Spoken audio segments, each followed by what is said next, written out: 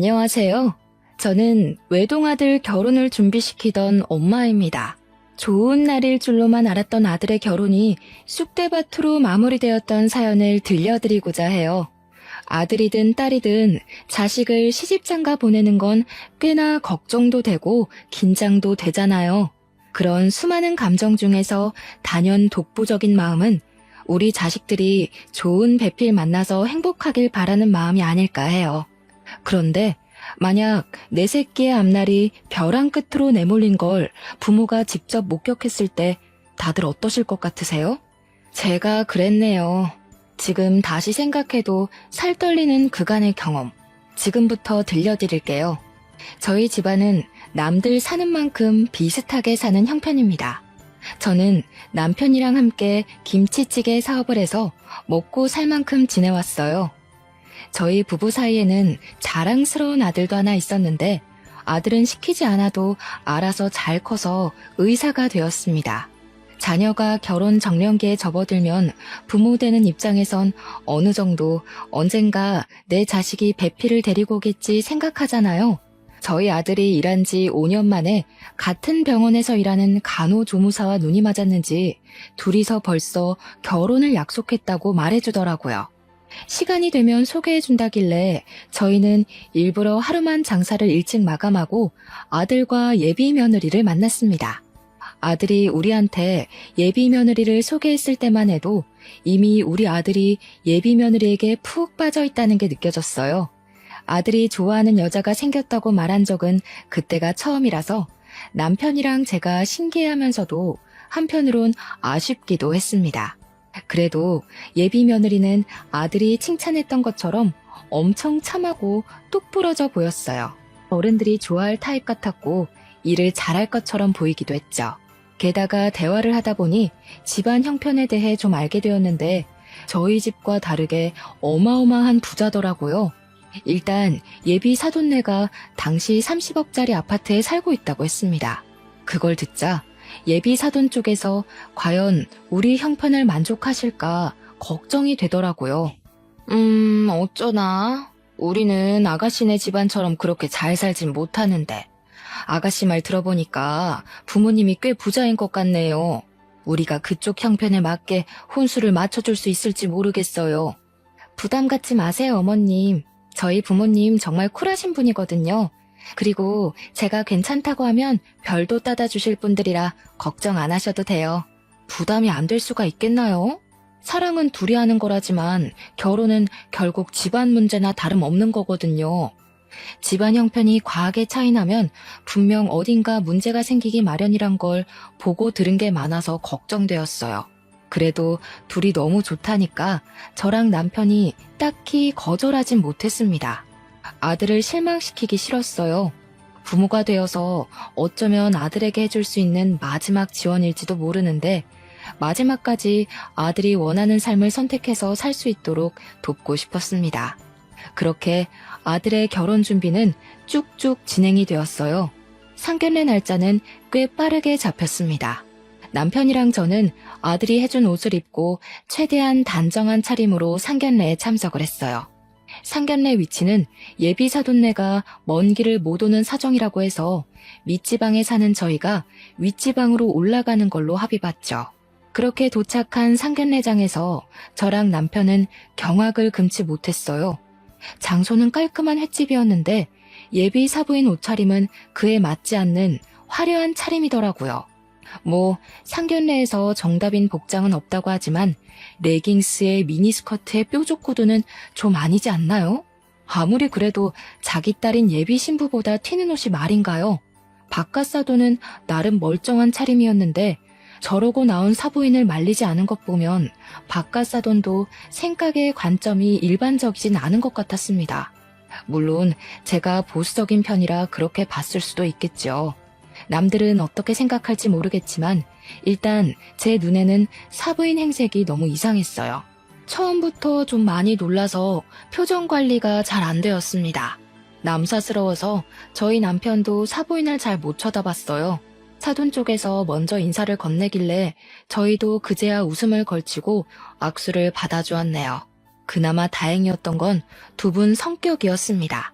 두 분 다 성격이 그리 모난 것 같지 않더라고요. 특히 사부인은 사근사근 잘도 웃었는데요. 친화력도 장난이 아니라서 삭막한 테이블 분위기를 금세 띄워주더라고요.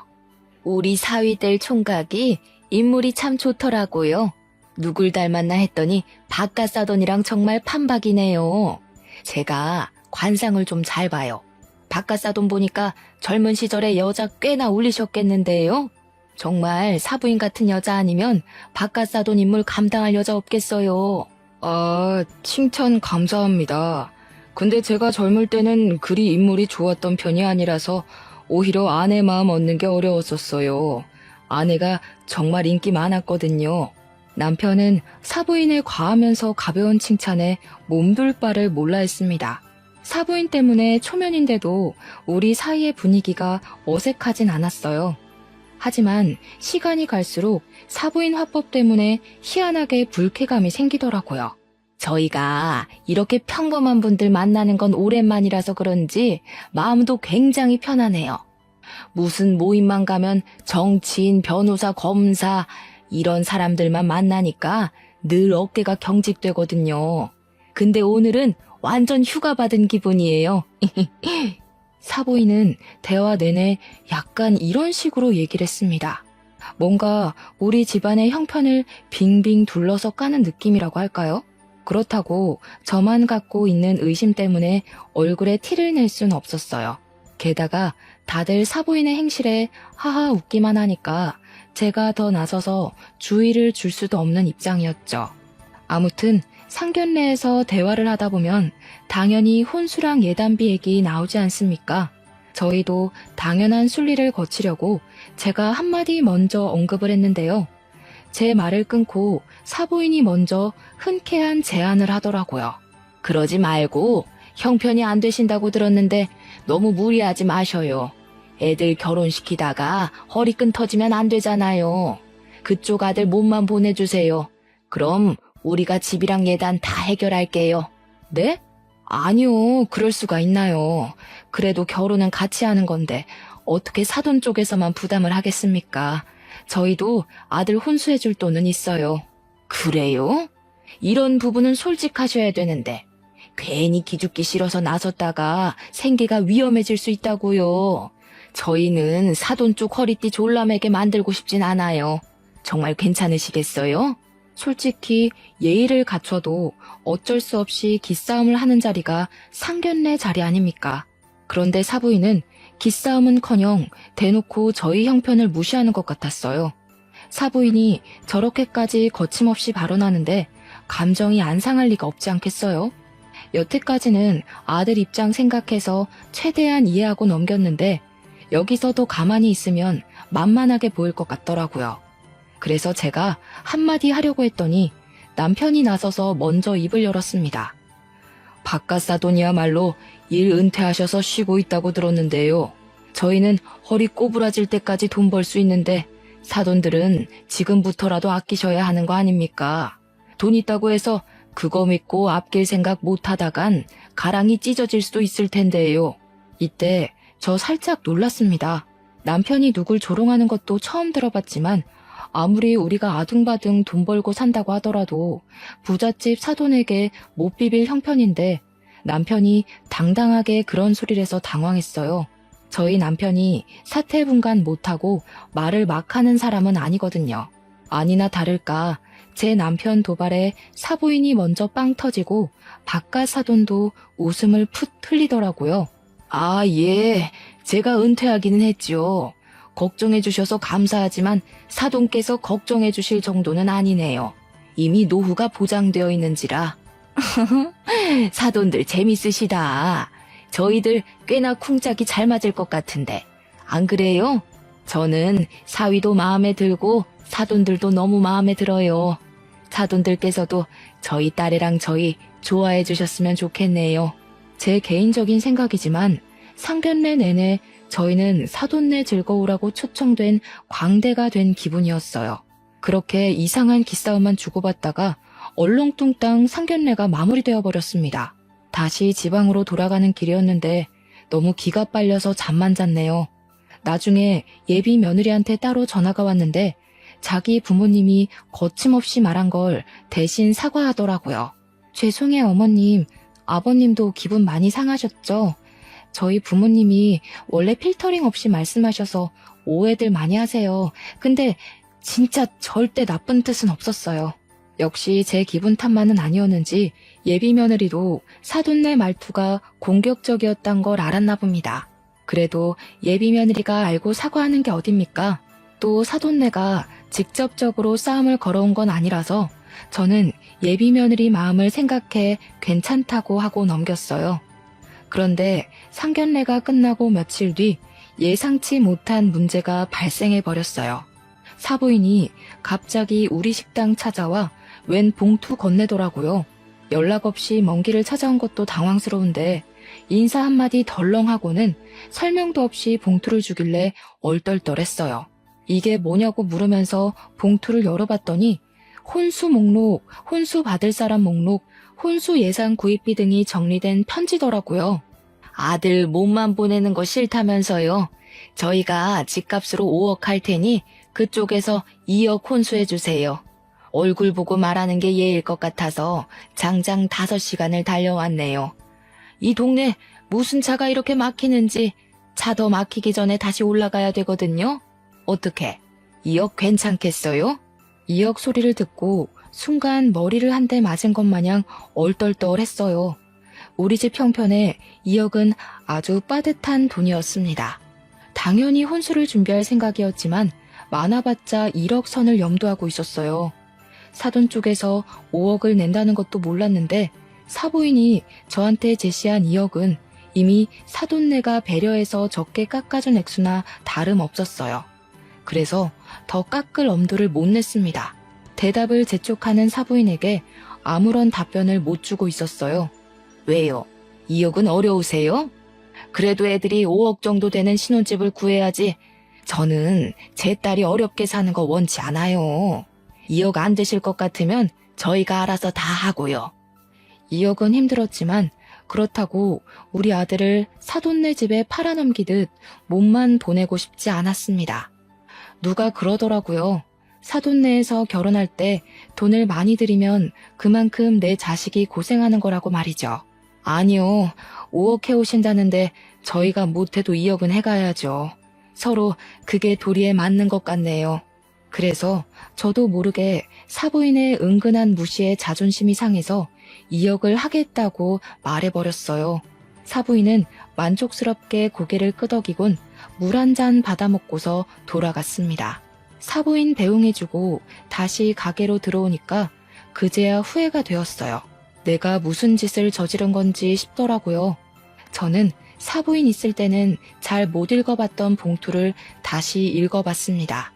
애들 신혼집에 쓸 가구 목록이 쭉 있었고 끄트머리엔 사부인에게 줄 명품 가방도 목록에 있었습니다. 결국 엎질러진 물이니 저는 남편한테 이 사실을 얘기했어요. 남편이 잠자코 듣고 있다가 잘했다고 하더라고요. 미안해요. 부담이 되면 지금이라도 내가 그 여자한테 전화해서 정정할게요. 아무리 자존심 상해도 돈으로 자부심 부리면 안 되는 건데 내가 실수했어요. 남 주는 돈도 아니고 우리 아들 잘 살라고 해주는 돈인데 아깝진 않아. 돈이야 또 벌면 되는 거잖아. 노후에 아무것도 안 하고 쉬어서 뭐 하겠어. 일이라도 해야지. 저랑 남편은 결국 가게를 담보로 2억을 대출받기로 결정했습니다. 이 사실을 알면 아들이 걱정할까봐 아들한테는 말을 못했어요. 그리고 한날 저는 혼자서 백화점에 들러 명품관을 찾았습니다. 사부인이 구체적으로 적어줬던 가방을 찾아서 구매했어요. 무슨 가방이 250만 원이나 하는 건지 깜짝 놀랐습니다. 역시 돈 많은 집은 가방조차도 함부로 들지 않는구나 싶으면서도 같은 여자인데 너무 다른 삶을 살고 있는 것 같아 한편으론 부럽기도 했어요. 저는 구매한 가방을 사부인한테 전달하려고 아들을 통해서 줬습니다. 다음날 사부인한테서 전화가 왔는데 고맙다는 인사일 줄 알고 마음 편히 받았어요. 네, 사부인. 어제 사위 통해서 가방 잘 받았어요. 그런데 좀 문제가 생겨서요. 이 가방 말고 다른 가방을 받고 싶은데요. 예상치 못했던 반응이라서 저는 전화를 받고도 네네? 거리기만 했습니다. 아니, 제 친구들이 하도 성화를 부리더라고요. 하나이는 귀한 딸 보내면서 고작 250만 원짜리 가방 받냐고요. 저 모임 가서 얘기했다가 바보 됐잖아요. 제가 문자로 링크 보내놨으니까 그 가방으로 좀 부탁해요. 이 가방은 사위통해서 다시 돌려드릴게요. 사부인은 친구 말을 듣고 더 비싼 브랜드의 가방으로 의견을 바꾸었습니다. 사부인이 다시 보내준 다른 가방은 무려 500만 원짜리였어요. 똥개 훈련시키는 것도 아니고 이랬다 저랬다 하는 사부인의 태도가 또 무례하게 느껴져서 화가 났지만 이걸 뭐라고 할 수도 없었던 게 사돈네에서 5억을 해온다고 한 이유도 있었고 또 사부인이 2억 혼수비에 맞춰서 요구하고 있는 거라 따지지도 못했어요. 결국 저는 가방을 바꿔주었습니다. 환불하고 다른 가방 다시 사는 건 아들이 직접 해줬어요. 근데 그것 때문에 아들이 뭔가를 눈치챈 건지 저한테 따로 찾아와서 묻더라고요. 엄마, 혹시 처가 쪽 때문에 곤란한 일 있어? 나한테 숨기는 거 있어 보여서 갈수록 엄마 표정이 안 좋아 보여. 혼수비 때문에 그러는 거야? 2억 한다고 들었는데 돈이 어디서 나서 그렇게 큰 돈을 하겠다고 했어? 어? 아들이 걱정할 문제 아니야. 아들 결혼한다고 하니까 가끔씩 아쉬워서 그런 거지 뭐. 사돈네랑 아무 문제 없으니까 걱정 말고 결혼 준비에만 신경 써. 아들한테는 도무지 고민을 털어놓을 수가 없었어요. 어차피 저희가 혼수로 2억을 해주기로 했고 사부인은 2억 선 안에서 물건을 요구하는 거니까 욕을 할 수도 없는 노릇이었죠. 그런데 말입니다. 제가 잘 몰라서 그러는데요. 원래 애들 결혼 준비시킬 때 사돈끼리 마주하는 경우가 많나요? 제 주변에는 그렇지 않다고 하는데 이상하게 저희 집은 사돈네랑 자꾸 얽히게 되더라고요. 사돈네가 귀한 딸 보내는 게 많이 아까운 건지 또 한 번 먼 길을 찾아온 적이 있었어요. 그날은 정말 해도 해도 너무한 얘기를 들었는데요. 어느 날 갑자기 우리 식당을 또 찾아온 사부인이 자기 딸 꾸민비 안 주냐고 하는 겁니다. 저 당시 꾸민비가 뭔지 몰랐거든요. 그날 사부인이 얘기하는 거 듣고 처음 알았습니다. 어머, 신부한테 꾸민비는 당연히 줘야죠. 저희가 5억이나 해주니까 그쪽에서 1억은 더 얹어주세요. 우리 딸도 명색에 시집 가는 건데 시부모한테 예쁨 받는다고 자랑할 수 있어야죠. 다른 며느리들 다 받는 꾸민비 우리 애만 안 받으면 체면이 서겠어요. 꾸민비가 사돈네 자식에게 사고 싶은 거 사입고 치장하라고 주는 돈이라고 하대요. 근데 그건 신부만 받을 수 있는 게 아니고 신랑도 받을 수 있는 거더라고요. 그깟 꾸민비 때문에 1억을 더해달라는 사부인 말에 저는 소신껏 얘기를 하였습니다. 죄송하네요.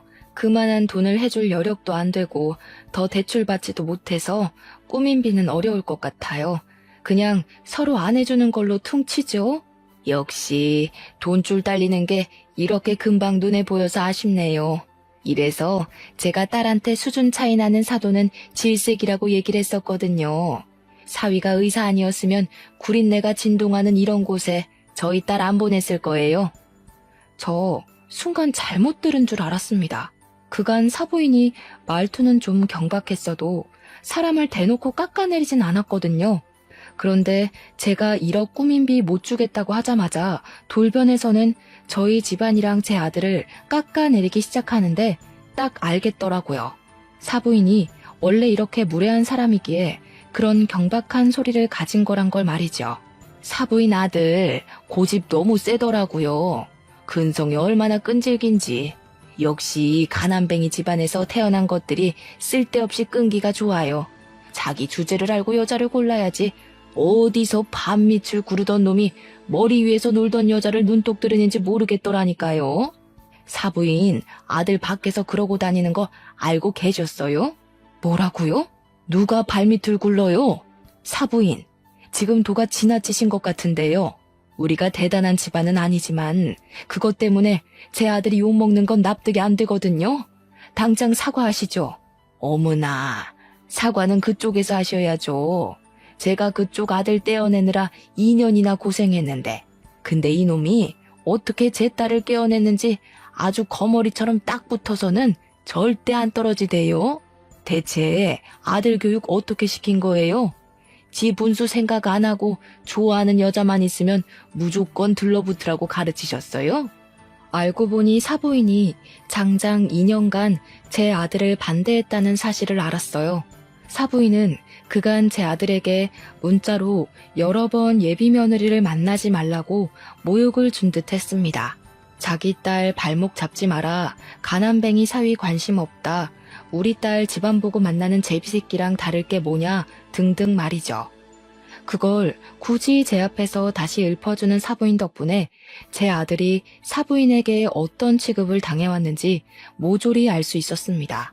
그럼에도 아들이랑 예비 며느리가 서로 너무 좋아해서 버티고 버텼던 것 같았어요. 게다가 아들은 저랑 남편이 상처받을까봐 일부러 말하지 않은 것 같았고요. 다른 건 다 참겠는데 사부인이 제 아들에게 끔찍한 모욕을 줬다는 사실은 참을 수가 없었습니다. 더 이상 눈에 뵈는 것 없이 화가 났던 저는 손님이 먹다 남긴 김치찌개를 가져와 사부인 머리 위로 부어버렸습니다. 사부인이 비명을 악 지르자 남편이 튀어나왔고 타이밍 좋게 아들이랑 예비 며느리까지 등장했어요. 아들이랑 예비 며느리는 그날 우리 집에서 저녁을 먹기로 했기에 일찍 들린 거였어요. 네 새끼가 그렇게 아까우면 죽을 때까지 끼고 살 것이지. 뭐하러 풀어놨어? 나도 당신 같은 장모한테 내 아들 못 보내. 시궁창도 적당히 시궁창이던가. 어디 술집 여자 같은 년이 감히 내 아들을 흉봐? 뭐? 술집 여자? 이 옆에 내가 돌았나 봐. 지금 이게 얼마짜리 옷인지 알아요? 내가 여기까지 오느라 숍도 둘렀는데 아이씨, 김치구린내 다 배웠잖아. 그래, 말 한번 잘했다. 우리 집에서 구린내가 난다고? 당신이 입 열 때마다 철철 흐르는 촌티보단 음식에서 나는 구린내가 100배 나. 어디 싸구려 주둥이랑 2만 원짜리 김치찌개를 비교해? 다 늙은 사람이 아직도 젊은 줄 알고 그딴 차림으로 다니는 거 진짜 볼썽사납거든? 실제 사부인은 상견례뿐만 아니라 제 앞에 나타날 때마다 미니스커트 차림이었어요. 복장만으로도 그 사람의 인품이 드러날 때가 있는데 여태 제가 봤던 사부인의 모습은 전부 술집 여자 같은 분위기더라고요. 부자든 말든 천박해 보이는 거랑은 다른 문제라 생각했어요. 천박한 년 입에서 내 아들이 나쁘게 언급되는데 부모로서 화 안 나겠습니까? 당장 꺼져. 다시는 내 가게에 발 들이지 마. 네가 수중에 몇 억을 갖고 있든 당신은 이 가게 들어올 자격 없어. 제가 이성을 잃고 다른 반찬들까지 사부인들한테 던지기 시작하자 남편이랑 아들이 저를 급히 말렸어요. 그리고 예비 며느리가 얼른 자기 엄마를 데리고 밖을 나가버렸습니다. 저는 불이 나게 도망가는 사부인 뒷공무니에 대고 나 이 결혼 절대 허락 못한다고 파혼하자고 고함을 쳤어요. 그렇게 다음날 예비 며느리가 우리 식당을 다시 찾아왔습니다. 사부인이 꼴보기 싫으니 며느리도 보기가 싫더라고요. 그래서 냉랭하게 대했더니 예비 며느리가 갑자기 제 앞에 무릎을 꿇는 거 아니겠습니까? 저희 엄마가 철이 없어서 그래요. 제발 한 번만 용서해 주세요, 어머님. 제가 다신 저희 엄마 이곳에 못 오게 만들게요. 저 이 결혼 꼭 하고 싶어요. 너네 엄마가 장장 2년 동안 내 아들을 사람 취급도 안 했다면서 내가 정신 나갔다고 그런 집에 내 아들을 사위로 보내겠니? 이렇게 문제가 되기 전에 진작에 네 엄마 말렸어야지. 이미 내 아들한테 상처 다 줘놓고 앞으로는 안 그러겠다고? 그걸 내가 어떻게 믿어? 죄송해요. 정말 한 번만 믿어주세요. 저 오빠랑 결혼 못하면 죽어요. 어머님이 시키는 건 뭐든 다 할게요. 결혼만은 제발 무르지 말아주세요. 저 한 번도 예비 며느리에게 언성을 높인 적이 없는데 그날은 좀 따끔하게 혼을 냈습니다. 예비 며느리는 제 아들을 정말 사랑하고 있다고 이대로 파혼할 수 없다고 계속 싹싹 빌었어요. 솔직히 사부인이 문제지 며느리는 잘못이 없잖아요. 하루도 아니고 매일 찾아와서 손이 발이 되도록 싹싹 비는 며느리 때문에 마음이 약해진 저는 결국 못 이기고 봐주게 되었어요. 물론 결혼 허락하는 대신 사부인더러 내 앞에 와서 직접 사과하라고 시켰죠. 며느리가 그러겠다고 고개를 연신 끄덕이더군요. 그리고 며칠 뒤 사부인뿐만 아니라 바깥 사돈까지 우리 식당을 찾아왔습니다. 예비 며느리랑 아들까지도 퇴근하고 김치찌개 집으로 모였어요. 저랑 남편은 식당을 일찍 마감하고 다 같이 식사하는 시간을 가졌죠. 가벼운 안부 인사를 나누는데 어째 상견례 때보다 더 어색했습니다. 가족들이 저랑 사부인의 눈치를 많이 봤어요. 그리고 사부인은 우리 가게 들어와서 한 번도 저를 제대로 쳐다본 적이 없죠. 식구들한테 한 소리 듣기라도 했는지 늘 기세등등한 모습도 없었고 복장도 꼴불견 같던 미니스커트가 아닌 얌전한 롱스커트였어요. 이렇게 대면대면 하려고 마련한 자리 아닌 줄 아니까 제가 먼저 사돈네 오는 길 피곤하지 않았냐고 물었습니다. 그 순간을 기점으로 식구들이 한두 마디씩 던졌어요. 주로 애들이 적막한 분위기 풀어주려고 적극적인 태도를 보이곤 했습니다. 그렇게 심심찮은 대화를 나눈 뒤 다들 숟가락을 들었어요. 그런데 식사를 하는 동안 예비 며느리가 사부인에게 사과하라며 손가락으로 은근히 재촉을 하더라고요. 사부인은 꼼짝도 안 하고 있다가 결국 바깥 사돈의 눈초리까지 한번 받고서 사과했습니다. 미안합니다, 사부인. 제가 생각이 짧아서 실언을 했어요. 정말 미안해요. 우리 문제 때문에 애들 앞날을 방해할 순 없잖아요. 그건 같은 부모로서 이해할 거라고 생각해요. 다신 제가 실언하는 일 없을 거예요. 한 번만 너그럽게 봐주세요. 사부인은 식사 자리에서 진심으로 고개를 숙였습니다. 남편은 제가 원하는 대로 하길 바랬고 저는 사부인의 표정까지 꼼꼼히 살핀 후에 그 용서를 받아줬어요. 저도 감정에 앞서서 몹쓸 짓을 해버렸네요. 옷 다 버렸을 텐데 혹시 세탁비 필요하면 드릴게요. 아니에요. 세탁비는 무슨... 제가 기만한 행동을 한 건데요. 집에 가서 곰곰이 생각해보니 사부인께서 당연히 기분 나쁠만 했더라고요. 아무리 그래도 부모 앞에서 자식 흉은 보는 게 아닌데 죄송해요. 다행히 밥을 다 먹을 때쯤엔 저희 식구들 얼굴에 아주 살짝이라도 웃음이 걸릴 수 있었어요. 그리고 사부인은 김치찌개를 다 먹고 정리하는 것까지 손수 도와줬습니다. 그래서 어떻게 저떻게 잘 풀어서 헤어질 수 있었죠. 덕분에 애들 파혼 고비는 넘어갔네요.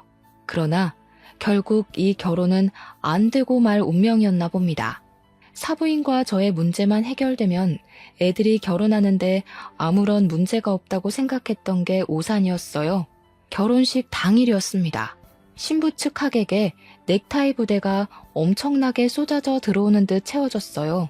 다 바깥 사돈이 직장 은퇴하기 전 인맥이라 하대요. 바깥 사돈은 은퇴를 했는데도 지인이 어마어마하더라고요.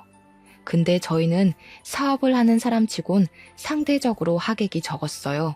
그 모습 때문에 오히려 일을 하고 있는 남편이 바깥 사돈한테 살짝 기가 죽은 듯 했습니다. 잘 사는 집안인데 저 정도 인맥은 당연한 거죠. 너무 속상해하지 마요. 우리도 좌석은 다 찾는걸요. 괜히 아들한테 미안해서 그러지. 나도 직장을 다닐 걸 그랬나 봐. 끝까지 아들한테 든든한 아빠가 돼주고 싶었는데 좀 아쉽네. 남편은 한참 인사 오는 신부 측을 힐끔 보더니 끝내 자리를 지키지 못하고 잠깐 화장실 다녀온다며 자리를 비웠습니다. 아들도 남편의 처진 어깨를 보곤 괜히 마음에 걸려서 걱정했지만 하객들 때문에 인사한다고 자리를 뜨진 못했어요. 그렇게 한 10분 지났을 겁니다. 아들이 신부 한번 보고 오겠다고 자리를 떴고 저는 혼주석을 안내받아 그곳에 가서 앉았어요. 그런데 저 말고는 혼주석이 전부 공석이더라고요. 아직 시간이 좀 남았으니 그렇겠지 생각했는데 시간이 촉박해져 와도 혼주석엔 여전히 저만 있었습니다.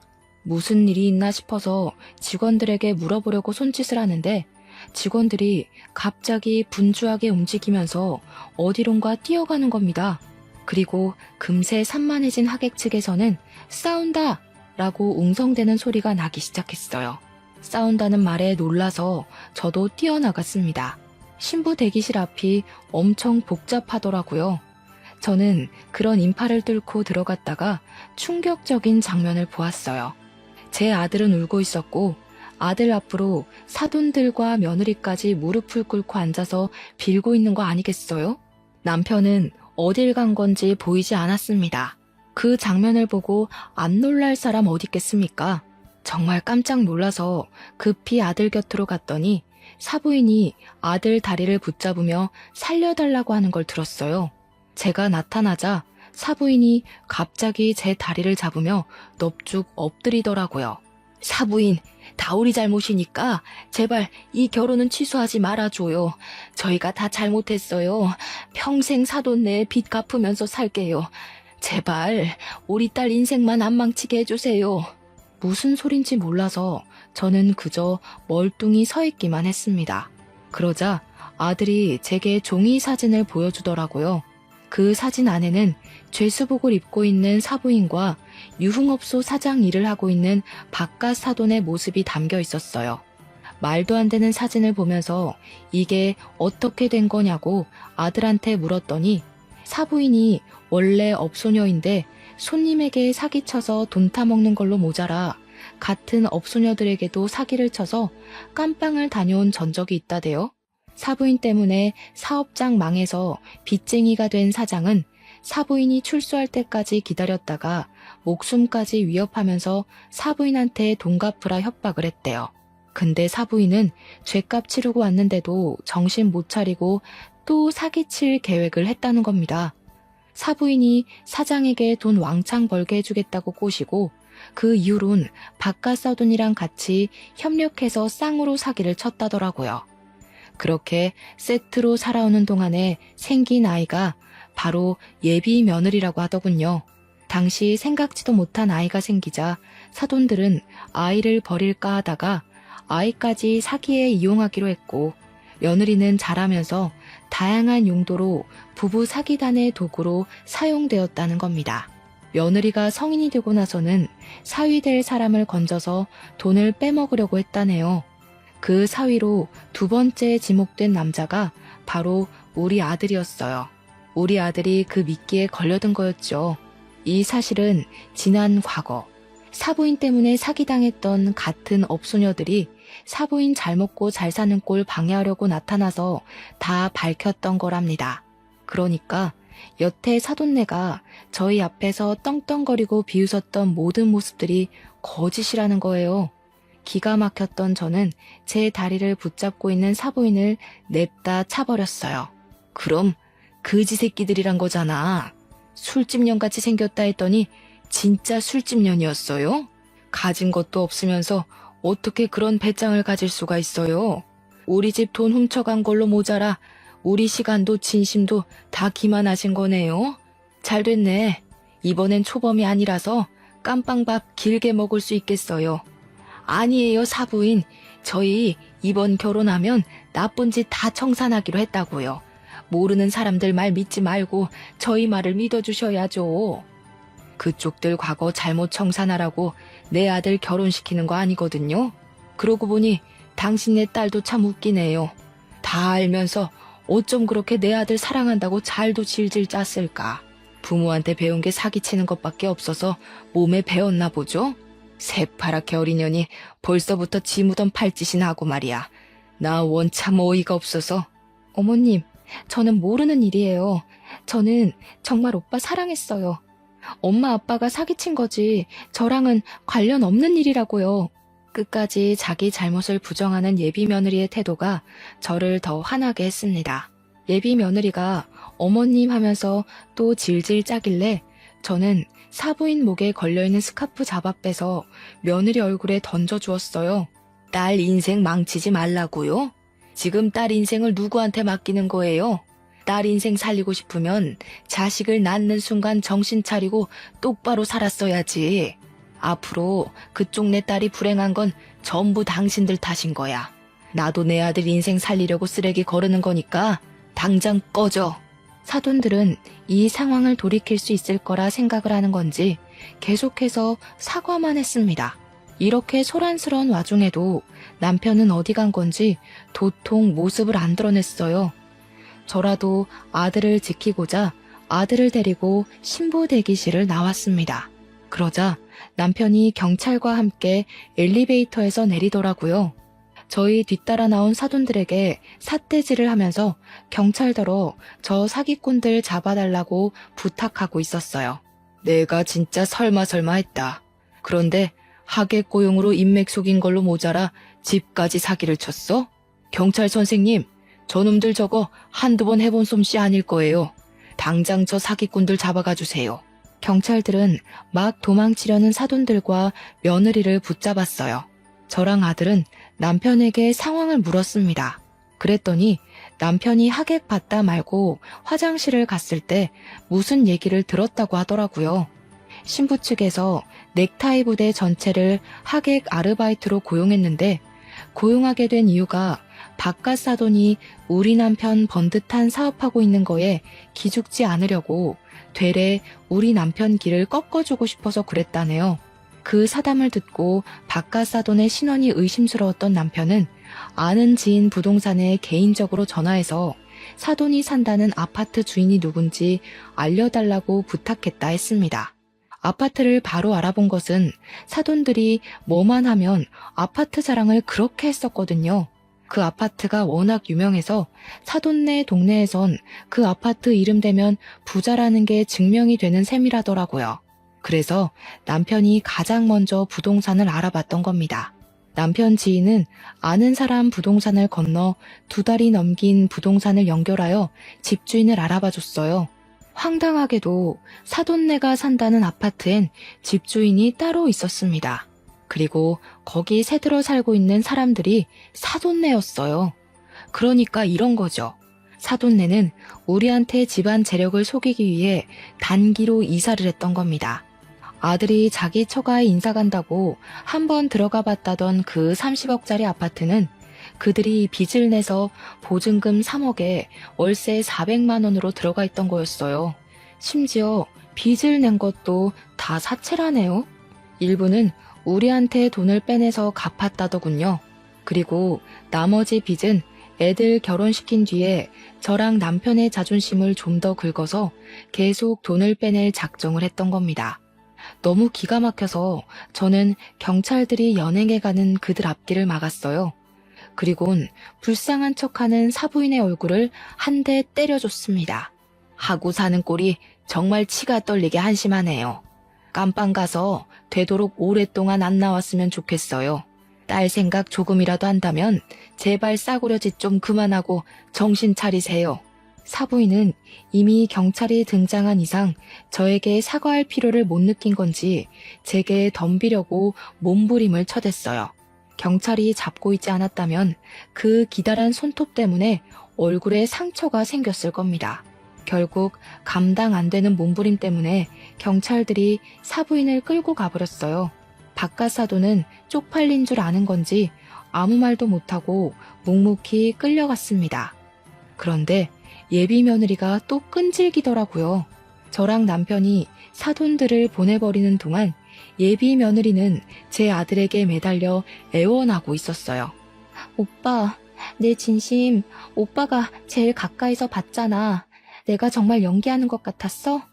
오빠한테 보여준 내 마음 다 진심이야. 엄마 아빠는 진짜 나랑 상관없다니까. 그러니까 무섭다는 거야.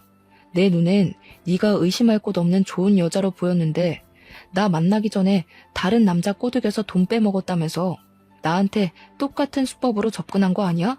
그런데 나한텐 진심이라고. 네 낯짝을 다 알아버렸는데 내가 널 어떻게 데리고 사냐? 그러지 마. 도대체 어떻게 하면 믿어줄 건데? 전에 실수한 건 철이 없어서 그랬던 거야. 그때랑 지금은 내 마음이 완전히 다르다고. 예비 며느리가 처절하게 아들을 붙잡고 오는데도 그런 며느리를 보는 아들의 시선은 이미 싸늘했습니다. 아들은 곧 며느리 목에 걸린 목걸이를 사정없이 잡아 뺐어요. 그 목걸이도 분명 우리 집에서 해준 혼수비에서 해먹었을 거거든요. 너 같은 싸구려한텐 명품 목걸이가 안 어울린다. 너한테 놀 하나 줄 생각 없으니까 징역 살고 나오면 다른 놈 노려. 네 부모나 너나 다시 한 번 더 우리 가족 눈에 띄면 2배, 3배로 갚아줄 테니까 각오하고. 아들이 그대로 돌아서자 경찰이 알아서 예비 며느리를 잡아갔어요. 실내에서 쩌렁쩌렁 울리는 예비 며느리 목소리 때문에 다른 하객들까지 인상을 찌푸렸습니다. 그렇게 잡혀간 그 사람들은 전적까지 곱빼기로 쳐서 사귀죄 형벌을 받게 되었어요. 부디 그 안에서 오래오래 살길 바랄 뿐입니다. 저희는 일상을 회복했어요. 물론 겉으로는 그렇죠. 이미 상처받은 마음을 완전히 회복하는 것이 참 어렵더라고요. 특히 우리 아들 속이 말이 아닌 것 같았어요. 아들이 예비 며느리를 처음 소개해 주었을 때 예비 며느리를 보던 아들 눈빛을 아직도 기억하고 있는데요. 그렇게 많이 좋아했던 사람에게 당하는 배신은 잘 잊히지도 않잖아요. 하필 결혼할 만큼 사랑한 사람이 엉망진창이었다는 게 아들에겐 꽤 큰 상처로 남을 것 같습니다. 세상에 좋은 여자도 많은데 왜 하필 그런 여자가 우리 아들 인생에 들어섰는지 모르겠네요. 아들이 부디 그날의 상처를 잘 극복해서 그저 지나가는 일일 뿐이라는 걸 알았으면 좋겠습니다.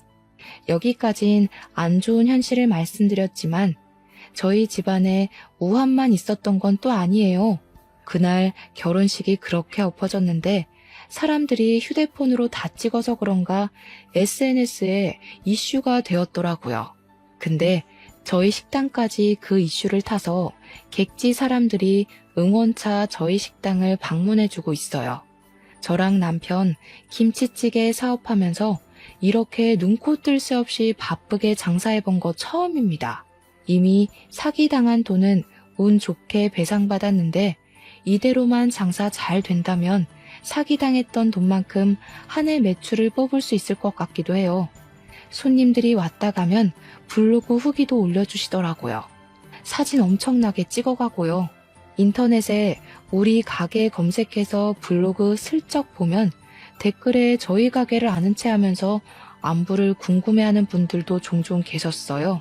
남의 일인데 그렇게까지 마음 써주는 분들이 있어서 또 여러 번 위로를 받네요. 사기당하고 나서 저희 식구끼리 서로 위안하는 것만으론 한계가 있었는데 많은 사람들이 저희 사정을 응원해주니까 그래도 빠르게 마음이 편해지는 것 같더라고요. 언론의 힘이 새삼 대단하다는 걸 요즘 많이 느끼네요. 우리 아들이 혼인신고하기 전에 구덩이에서 빠져나올 수 있어서 얼마나 다행인지 모릅니다. 인생 액땜을 했다고 생각하고 앞으론 더 열심히 신중하게 살아가야겠어요. 다른 사람 조심하셔요. 제 사연 들어주셔서 감사합니다.